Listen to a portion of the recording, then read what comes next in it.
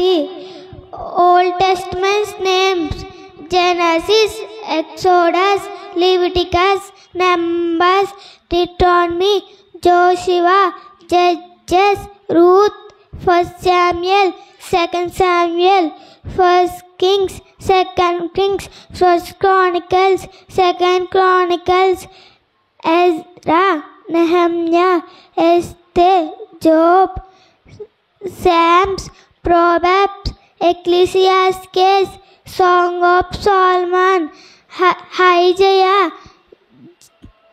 Jeremiah, Lamentations, Ezekiel, Daniel,